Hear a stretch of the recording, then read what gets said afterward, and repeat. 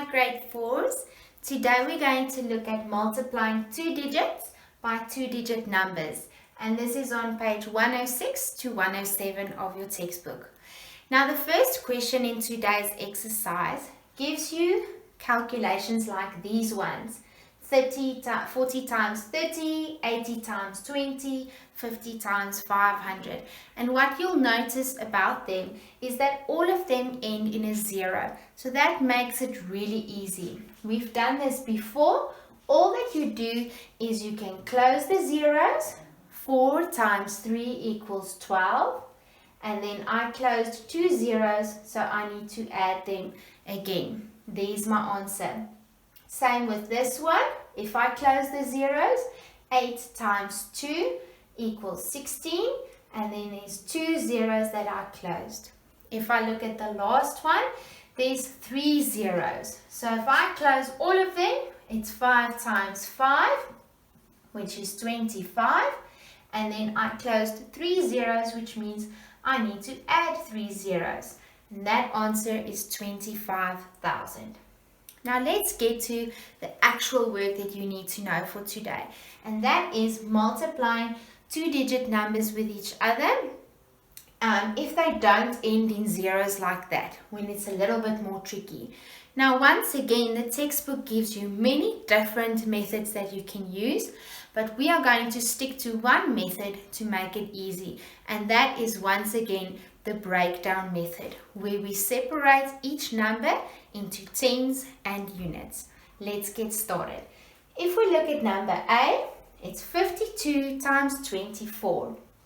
So I have to first break up 52 into tens and units. And then I have to break up 24 into tens and units as well. Then they're easier to work with. Now the tricky part is to make sure that you multiply all the numbers that have to be multiplied with each other. So first we have to take 50 and multiply it by 20 and by 4, because originally we had to multiply it by 24. So with 20 and then separately to 4, and then also the 2 we have to multiply by the 20 and the 4. If it helps you, you can use a color pen or pencil and draw these little lines in your book to help you with this. So now we're going to write the answers for all of those and put a plus in between. So 50 times 20, I can close those zeros. 5 times 2 is 10, and then I had two zeros, so it's 1,000.